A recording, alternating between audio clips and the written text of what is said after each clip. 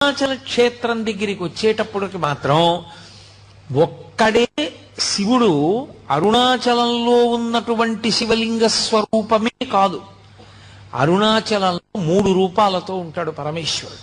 ఒకటి, అరుణాచలంలో ఉన్నటువంటి దేవాలయం లోపల ఉన్నటువంటి శివలింగ స్వరూపం ఒకటి, అది ప్రధానమైన లింగ స్వరూపం. 2, అరుణాచలం కొండంతా కలిపి శివస్వరూపం, అది అగ్నిస్వరూపం. అందుకే కృతయుగంలో అది అగ్నిస్వరూపంగా ఒక పెద్ద జ్యోతిస్సుగా వెలుగుతుండేదిట.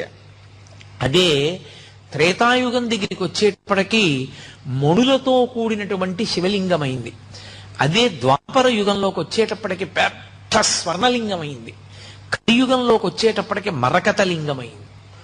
అందుకే ఇప్పటికీ ప్రపంచంలో ప్రఖ్యాతి వహించినటువంటి భూతత్వ శాస్త్రవేత్తలు